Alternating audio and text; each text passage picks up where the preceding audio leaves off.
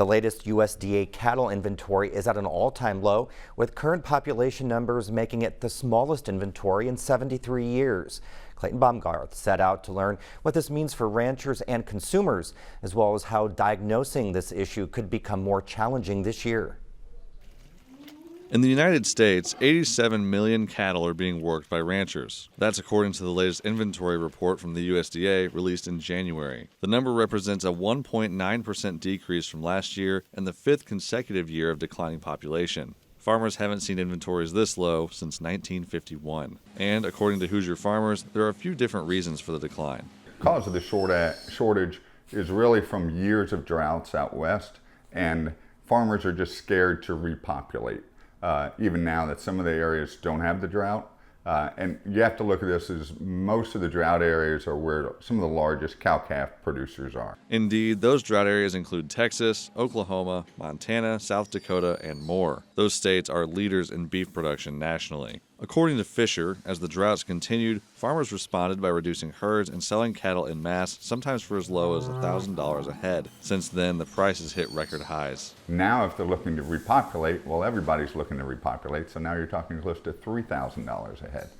So, you can do the math, some big farmer out there that has 1,000 cows, how much of an impact that's going to have on them financially. Fischer is a cattle farmer in St. Anthony, Indiana. He and his family handle about 450 cattle for beef production. And as he puts it, one challenge in managing the population of cattle is that bills need to be paid. While rearing a new calf to grow a herd might be the thing to do, sometimes selling off the heifer before then is more beneficial to the farm. In doing so, other areas of the farm might take a hit. When you have a large farm like that and you sell off your cows, not only are you selling off your cows, but you have to lay off your employees and so forth, to where it's really a business, and now a business has to start back up again.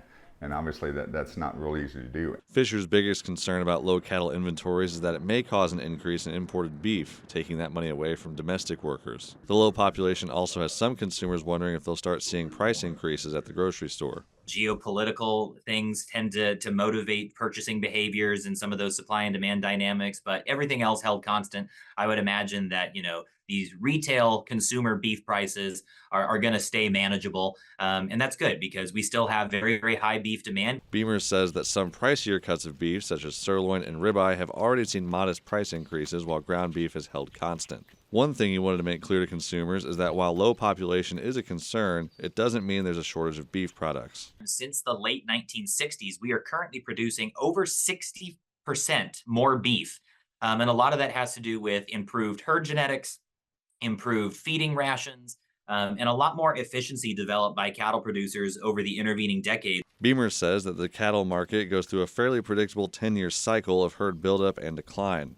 The two cattle inventory reports released each year help farmers determine where the industry cycle is and allows them to plan accordingly. But on April 12th, the USDA announced that due to budget cuts, the second and final cattle inventory of the year, typically released in July, would not be released this year. They cited budget constraints as the reason for eliminating this. The cost savings that the agency would realize from nixing this report is minimal compared to the industry costs that are associated with not having access to this data. Other important reports are on the chopping block as well, including many county-level crop and livestock estimates. Those data, while important to farmers, have also been used to estimate the economic impacts of natural disasters. So for the moment, consumers should be safe from high beef prices. But if the cattle population continues to decline and the price per cow continues to increase, and farmers lose access to ways to track both of these issues, something will have to give.